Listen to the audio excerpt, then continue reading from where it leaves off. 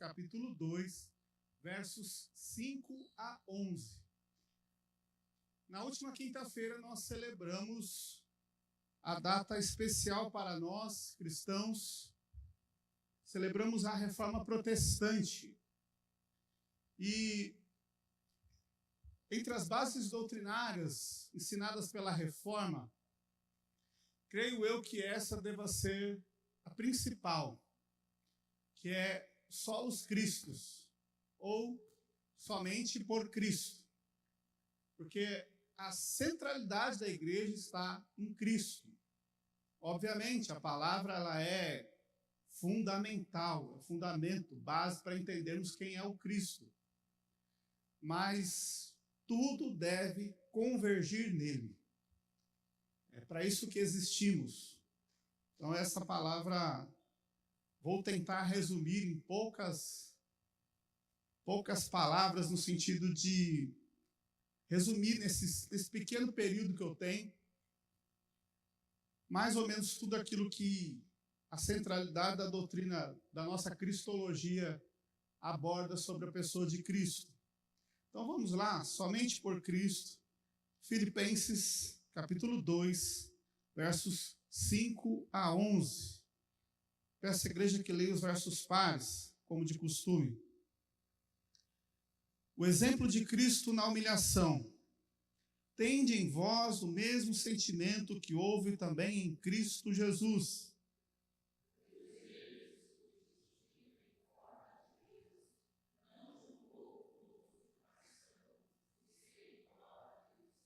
Antes, a si mesmo se esvaziou, assumindo a forma de servo, tornando-se em semelhança de homens e reconhecido em figura humana.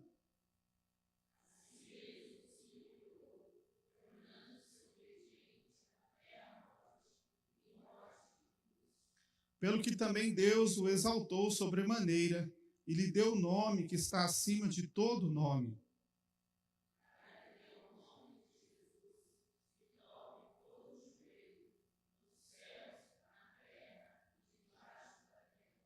E toda a língua confesse que Jesus Cristo é Senhor, para a glória de Deus Pai.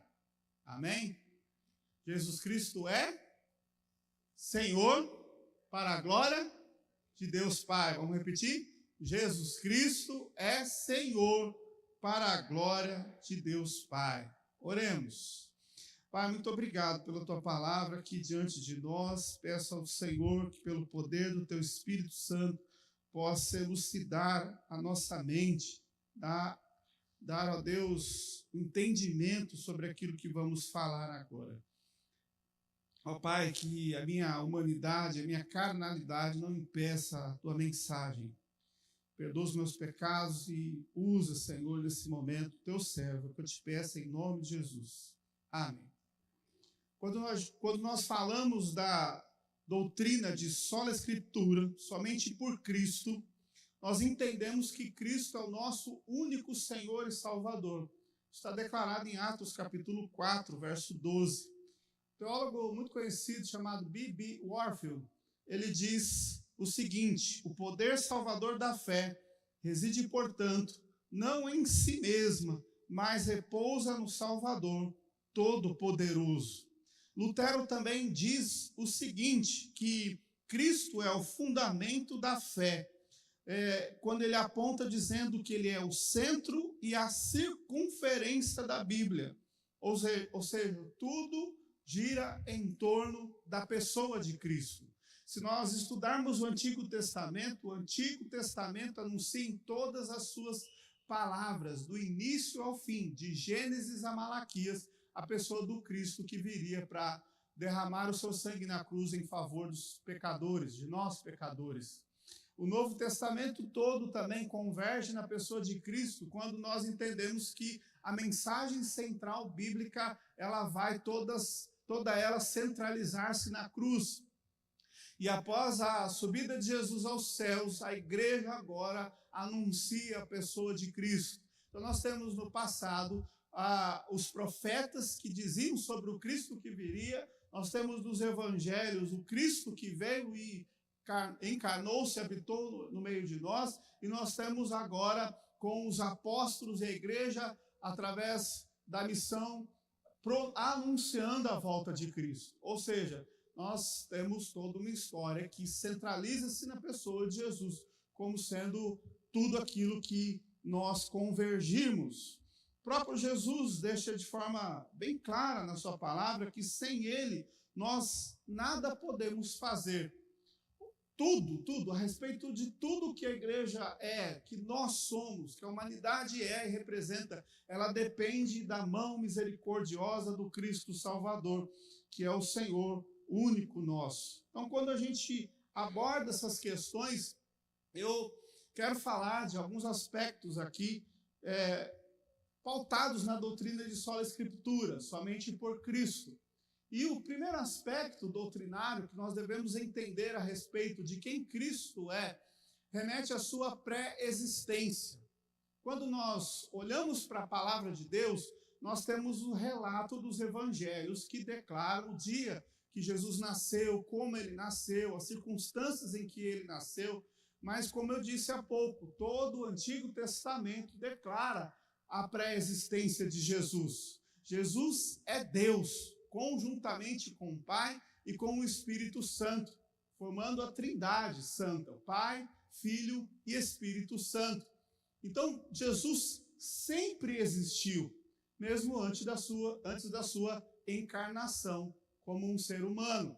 Ele sempre existiu como Deus. Ele é manifestado em diversos momentos no Antigo Testamento. Jesus aparece, inclusive, fisicamente no Antigo Testamento em vários momentos. Nós só podemos entender isso quando a gente lê o Novo Testamento e entendemos quem Jesus é na sua forma plena, na manifestação do Verbo que se fez carne e habitou no meio de nós. Então, olhando para os textos que nós vamos abordar aqui, agora remetendo-nos a Filipenses, os versos 5 e 6, vamos reler novamente para lembrar. Leamos: tende em vós o mesmo sentimento que houve também em Cristo Jesus, pois ele, subsistindo em forma de Deus, não julgou como usurpação o ser igual a Deus. O apóstolo Paulo, ele começa dando à igreja em Filipos a realidade de quem Cristo é.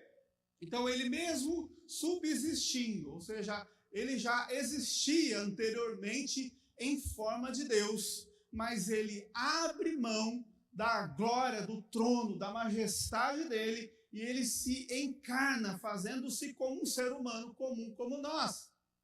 Eu não vou falar nesse momento da encarnação, mas eu quero enfatizar o contexto que nós chamamos da pré-existência. João capítulo 1, versos de 1 a 3, e depois do verso 14, ele vai dizer o seguinte: no princípio era o Verbo, e o Verbo estava com Deus, e o Verbo era Deus. Ele estava no princípio com Deus, todas as coisas foram feitas por ele, e sem ele nada do que foi feito se fez. E no 14 ele declara: e o Verbo se fez carne e habitou entre nós. Jesus estava no princípio de todas as coisas foram feitas por intermédio dele, e nada do que veio a existir seria possível existir sem que Cristo tivesse participado da criação. A palavra verbo é o logos, o termo logos do grego, que significa a palavra que é falada, e a palavra que se torna carne. Jesus se encarnando como um de nós é a própria expressão da profecia que é revelada a nós agora de forma material. Agora, pensem, irmãos, um Deus grandioso, soberano, ele nos amou de forma tão extraordinária, tão grandiosa, que ele foi capaz de deixar a majestade do seu trono para habitar em uma forma física humana, tão pequena como nós somos seres humanos. Deus é maravilhoso, não é, irmãos? Amém? Deus é maravilhoso. E a Bíblia declara, de diversos momentos, Colossenses 1, 16 e 17, diz: porque nele foram criadas todas as coisas que há no céu e na terra, visíveis e invisíveis, tudo foi criado por ele e para ele, e ele é antes de todas as coisas, e todas as coisas subsistem por ele. O próprio Cristo também diz, João 8,58, em verdade vos digo que antes que Abraão existisse, eu sou. Quando Jesus diz, eu sou, ele usa a mesma expressão que o próprio Deus usa no Antigo Testamento, quando ele fala com Moisés, por exemplo.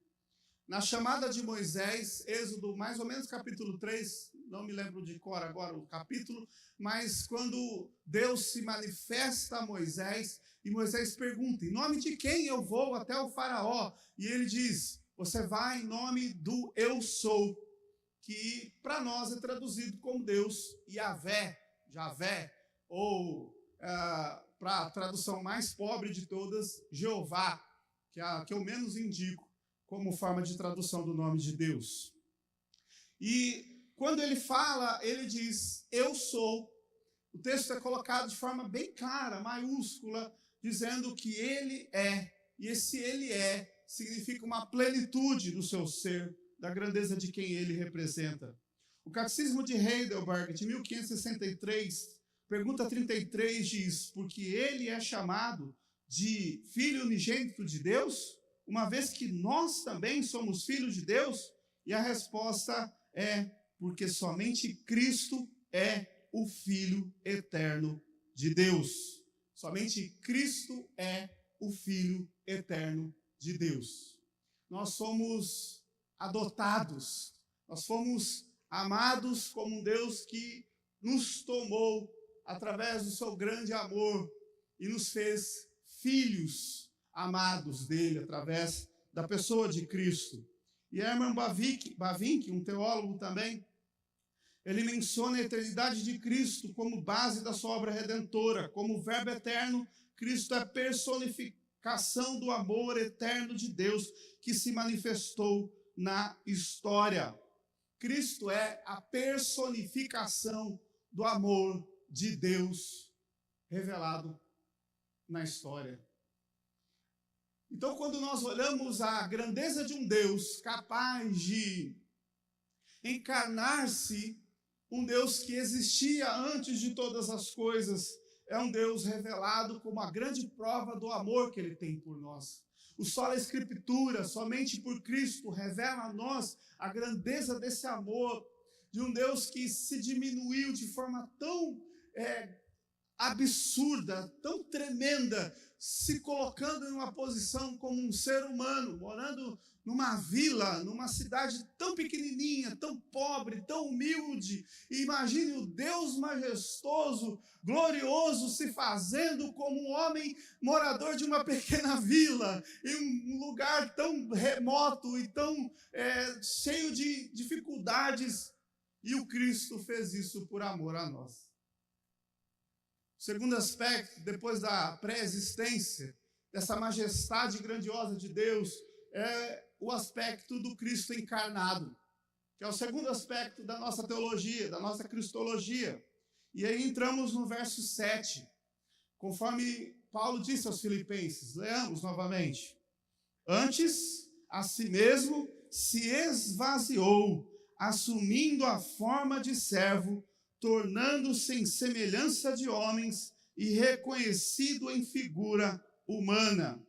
A palavra esvaziou, ela tem um conceito no grego chamado kenosis. E o que é esse? Não é que é nozes de comer, mas kenosis, que significa o seguinte, que Jesus se esvaziou completamente de si mesmo. Quando Cristo encarna, toda a majestade, toda a glória, tudo aquilo que ele tinha como Deus, no alto e sublime trono, ele deixou e se fez completamente humano, completamente homem, com os mesmos sentimentos, com com as mesmas fraquezas de um corpo humano, com as mesmas condições e precariedades e fragilidades, inclusive, da vida humana. Jesus não era nenhum ser diferente que, por exemplo, se machucava e recuperava rapidamente. Não, Jesus, quando se machucava, era igual como nós. Quando nos cortamos, nos machucamos, Jesus passou pelos mesmos processos que nós passamos quando ele se encarnou. Então, quando a gente usa a expressão de kenosis, no cristianismo primitivo, ortodoxo, kenosis é a ideia de abandonar um estilo de vida egocêntrico para adotar um estilo de vida altruísta. E quando a gente olha na carta de Filipenses, Deus poderia, pela grandeza de quem Ele é, exigir de nós a adoração.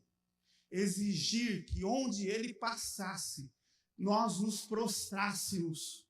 Mas Jesus, diferentemente de qualquer outro Deus, de qualquer religião que nós conhecemos, quando Ele se manifesta como um ser humano, Ele se torna completamente acessível ao ponto de João, o discípulo amado, reclinar a cabeça sobre o seu ombro.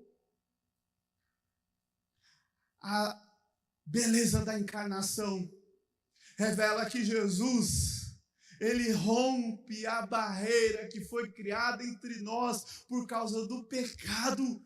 E ele se torna tão acessível a ponto de podermos tocá-lo, abraçá-lo, senti-lo. Que amor é esse? Que amor é esse?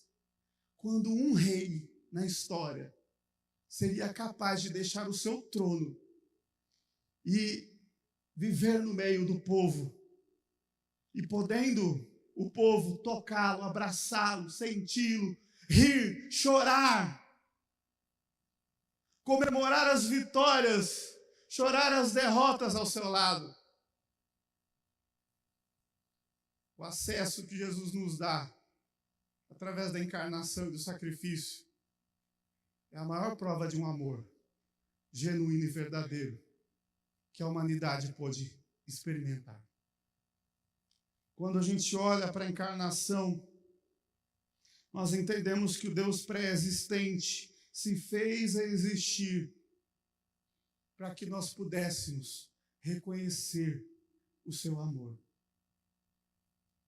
Não existe ninguém como Jesus, não existe ninguém como Deus. O mistério da encarnação revela um outro fator muito importante. E aqui eu quero fazer um parêntese sobre também uma parte importante da nossa teologia a respeito da encarnação do Verbo.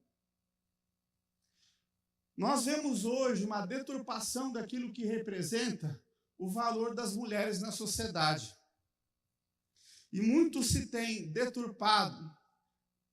Dia desses, um pastor chamado Ed Renekiewicz, pastor da Igreja Batista de Água Branca, ele usou alguns termos para se referir a Deus como se Deus fosse uma mãe. Querendo dizer da seguinte forma que não há nenhum problema de nós nos referirmos e falarmos do Deus Pai como sendo uma figura materna. Eu, sinceramente, como estudante da mente, eu não consigo entender esse complexo de Édipo que alguns teólogos têm. Essa necessidade materna. Não sei se há alguma coisa não suprida, não sei exatamente dizer por quê. Mas o que eu percebo, há uma desfiguração do papel do homem. E se Deus quisesse encarnar-se como uma mulher, Jesus tivesse nascido mulher, nós entenderíamos a grandeza do amor. Mas quando Deus se manifesta como homem, a representação do patriarcado e daquilo que representa a figura paterna na sociedade, ela representa força e proteção.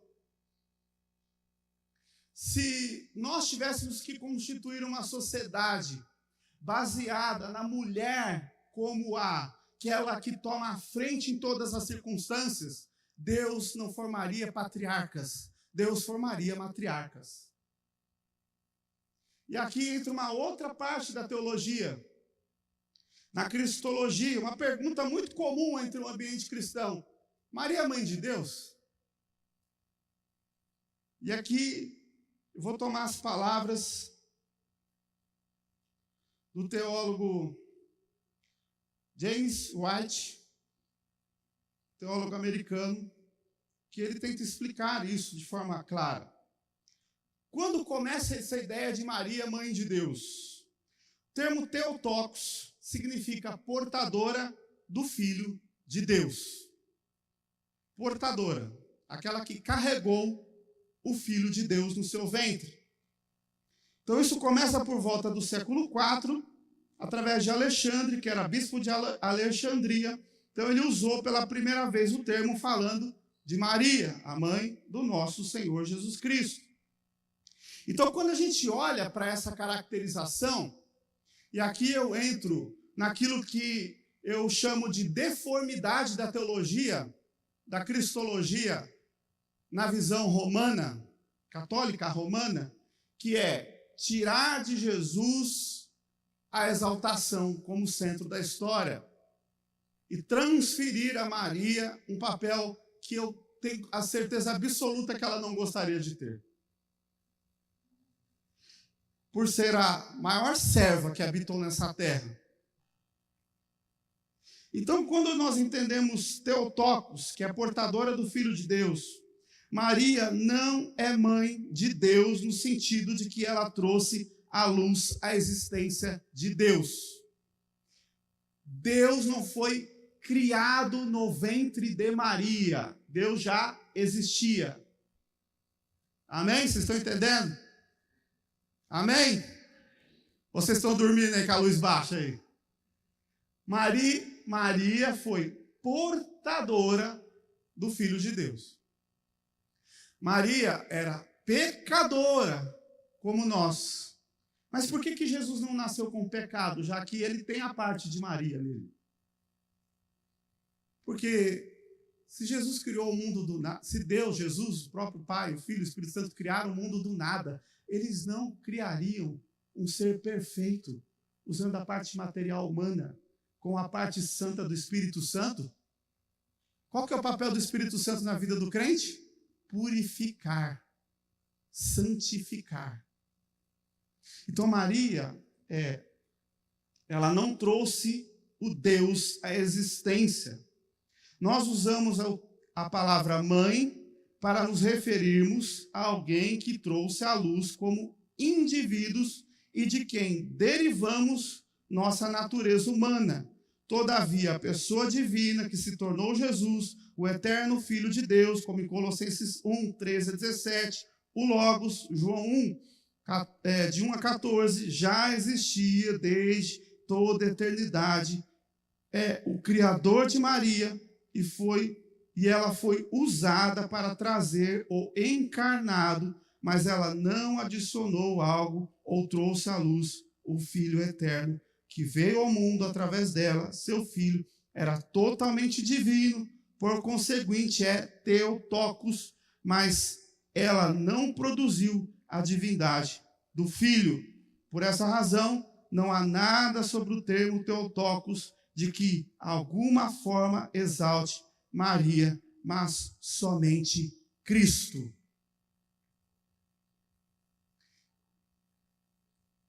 Em resumo, ainda bem que não existe acesso entre céu e terra, porque eu acredito que Maria ficaria constrangida de ver basílicas, cultos, procissões feitos em seu nome. Eu ficaria. E olha que eu não chego aos pés de quem Maria foi. Eu não passo nem perto, como servo. Absolutamente longe. Irmãos, nós devemos amar Maria como a portadora do Filho de Deus. Mas nem ela desejaria ser exaltada e homenageada, quando a realidade é que Cristo é o que deve ser exaltado. Amém? Então, irmãos, quando a gente fala da realidade da encarnação, nós precisamos compreender que a realidade bíblica não se pauta na figura de homens, de pessoas. Um pastor não pode ter glória da sua igreja. Uma igreja, somos reformados, amém, mas isso daí é só um detalhe. Porque Cristo é o centro da igreja. O que veio na história é graça de Deus. Tudo converge nele. E aqui entra o terceiro aspecto da encarnação, o Cristo humilhado. Lemos verso 8, Filipenses 2, 8. Vamos lá? A si mesmo se humilhou, tornando-se obediente até a morte, e morte de cruz. Quando a gente fala do Cristo humilhado, nós estamos falando do Cristo crucificado.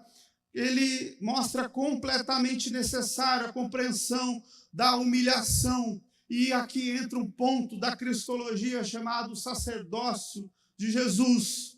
Jesus é sacerdote, como aquele que oferece o sacrifício pelo perdão dos pecados.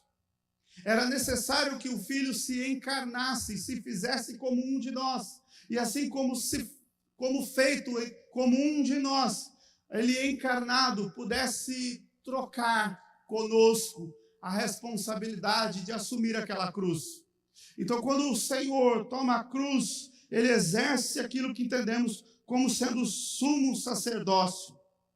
Mais uma vez, o Catecismo de Heidelberg diz: pelo sacrifício de seu corpo nos redimiu e faz contínua intercessão junto ao Pai a nós. Quando a gente olha esse aspecto da nossa doutrina, nós compreendemos que esse sacrifício do Cristo humilhado é para satisfazer a justiça do Deus que foi ofendido por nós a partir do momento em que nós pecamos contra Ele. A cruz, como até foi dito hoje pela manhã, essa cruz ela é um símbolo que na época de Jesus encarnado, no primeiro século, era um símbolo de vergonha. A cruz representava a forma mais cruel de tortura daquele tempo. Era o símbolo de maior vergonha que existia. Quando nós olhamos para a cruz hoje, e é muito importante observarmos isso, uma cruz como essa, vazia, ela representa que o nosso Cristo não está mais lá. Ele não está mais pregado nessa cruz, porque ele morreu naquela cruz, ele pagou o preço, o sangue dele foi derramado naquela cruz por nós. A centralidade da igreja representa que Cristo morreu por nós na cruz, para pagar o preço pelos nossos pecados. Ele fez por nós aquilo que nós jamais conseguiríamos realizar. Porque melhor do que você pudesse ser na sua vida, jamais você seria santo como o Senhor é. Jamais você seria sem pecado como Jesus é. Jamais o teu sacrifício valeria algo próximo daquilo que é o sacrifício de Jesus.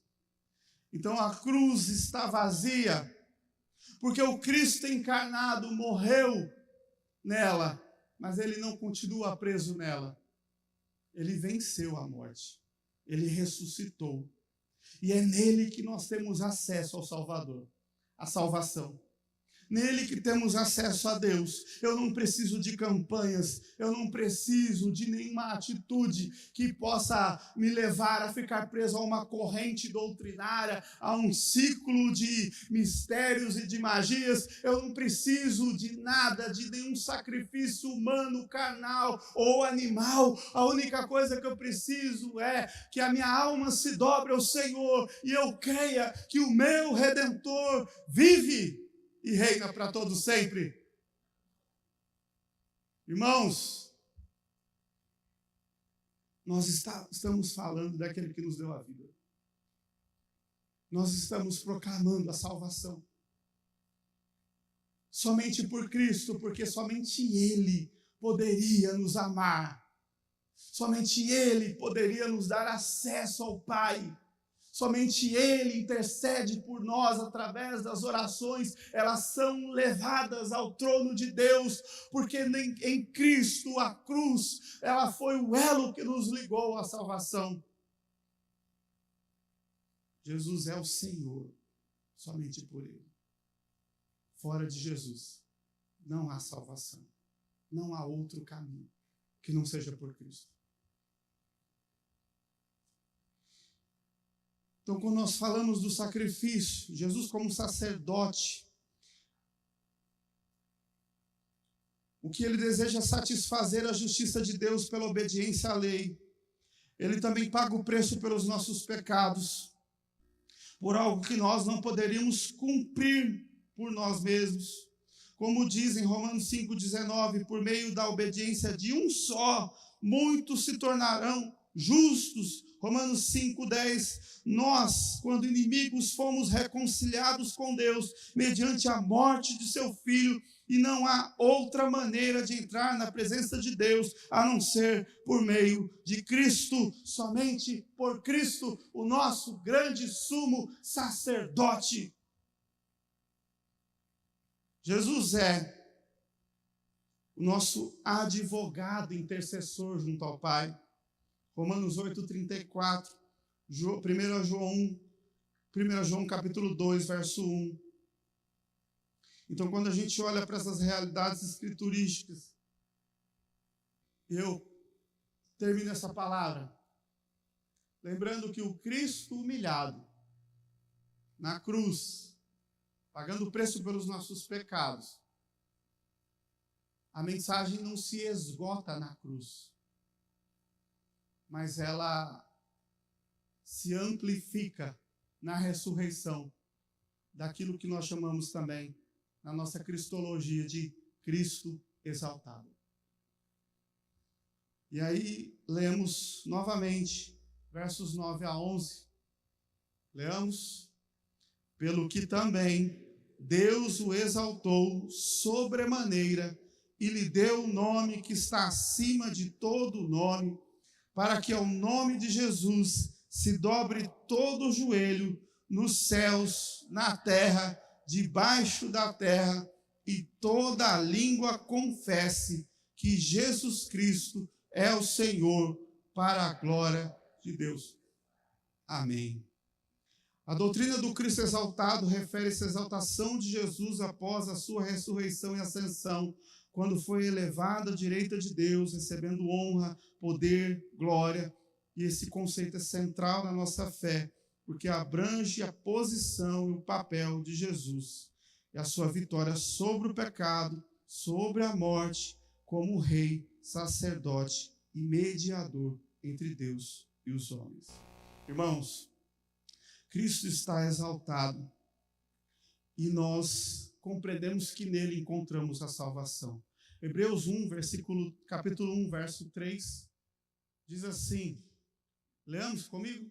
Ele, que é o resplendor da glória e a expressão exata do seu ser, sustentando todas as coisas pela palavra do seu poder, depois de ter feito a purificação dos pecados, assentou-se à direita da majestade nas alturas. Irmãos, o Cristo humilhado agora está, e nós só podemos lhe render glória. Nós rendemos glória a Ele porque entendemos que Ele virá sobre as nuvens dos céus e virá buscar a sua igreja que Ele comprou naquela cruz. Aleluia! Deus é maravilhoso. Não há nada mais belo do que a mensagem da obra de salvação, porque ela não termina em uma cruz, mas ela termina na promessa da volta daquele que virá nos buscar. O amado da nossa alma virá nos buscar.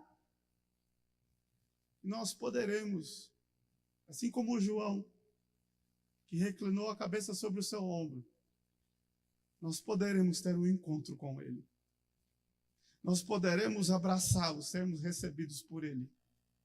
nós poderemos desfrutar da grandeza do seu amor. Irmãos, não tenha medo, porque o que nos move e o que nos coloca de pé hoje não é a promessa de um Deus oco feito pela mão do homem, não é a promessa de um Deus que só nos abençoa se nós dermos uma oferta. Deus não precisa das nossas ofertas. Não é a promessa de um Deus que exige de nós sacrifícios humanos. Não é esse Deus que nós acreditamos. Mas a promessa que nos move é de um Deus que nos amou de tal maneira que deu seu Filho unigênito para todo aquele que nele crer, não perecer, mas ter a vida eterna, de um Deus que virá buscar para que possamos morar eternamente com ele. O mistério da cruz é a mensagem mais bela que existe. Porque ela sim nos revela palavras de vida eterna. Que Deus te abençoe. Vamos orar?